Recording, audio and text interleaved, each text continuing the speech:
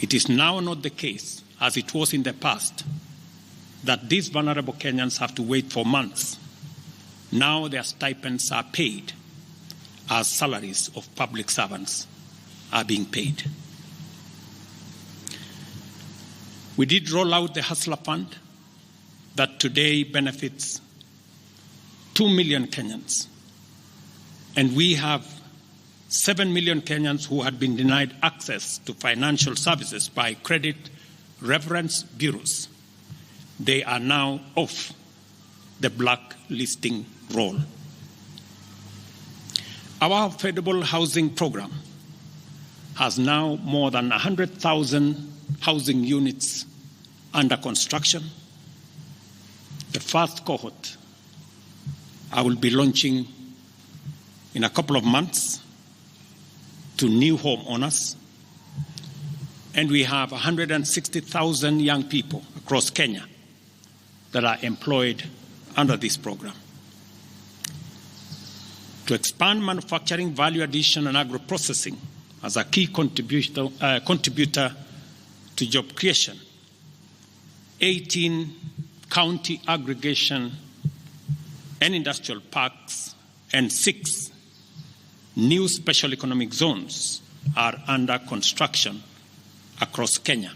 And at the same time, we have 200 fresh produce markets that are at various stages of construction to support our farmers with access to markets for their produce, in keeping with the commitment we made to our mama mbogas.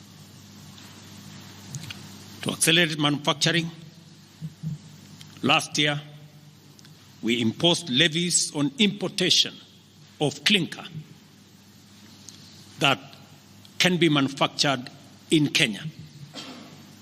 We made a saving of Kenya shillings 20 billion in foreign exchange as imports of clinker dropped to almost zero. We also imposed levies on imported steel billets.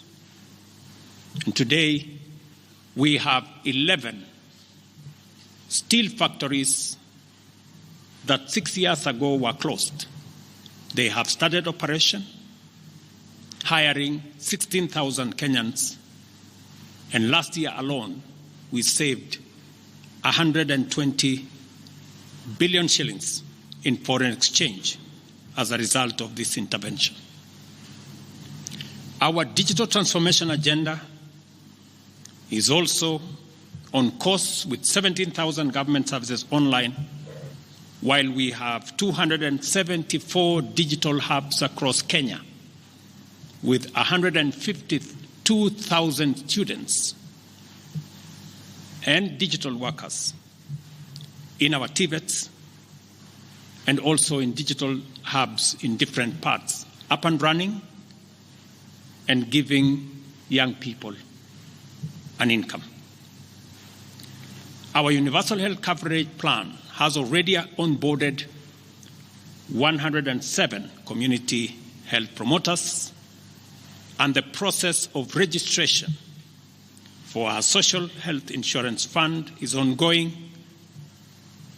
on its way to launch on the new date of 1st of October 2024 that will make it possible for every Kenyan to have a health insurance, and for those suffering from critical illnesses to have access to the critical illness fund, making it possible for every Kenyan to have access to treatment without the burden of having to fund it. On the measures I announced last week, barring state and public officers from engaging in harambes, I want to inform the country that the Public Fundraising Appeals Bill is now ready for publication tomorrow.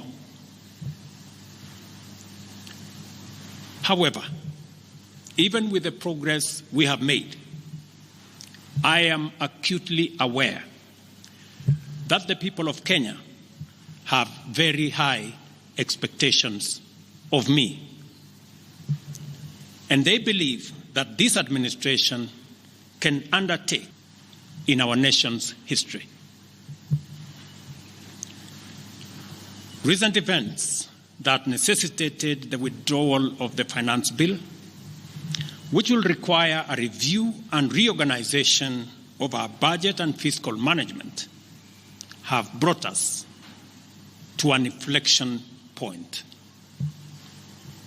Upon reflection, listening keenly to what the people of Kenya have said, and after a holistic appraisal of the performance of my cabinet and its achievements and challenges, I have today, in line with the powers given to me by Article 1521 and 1525B of the Constitution and Sections 12 of the Office of the Attorney General's Act, decided to dismiss with immediate effect all the Cabinet Secretaries and Attorney General of the Republic of Kenya, of the Cabinet of Kenya, except the Cabinet Secretary for Cabinet Secretary for Foreign Affairs, and of course, the Office of the Deputy President is not affected in any way. I will immediately engage in extensive consultations across different sectors and political formations and other Kenyans,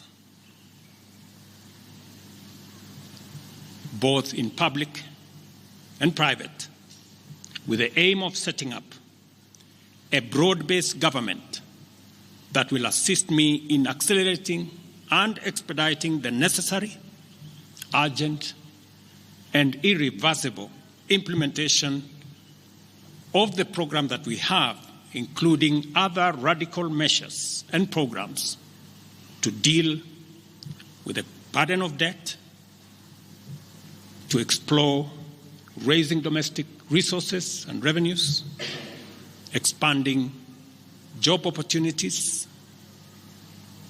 eliminating wastage and unnecessary duplication of a multiplicity of government agencies,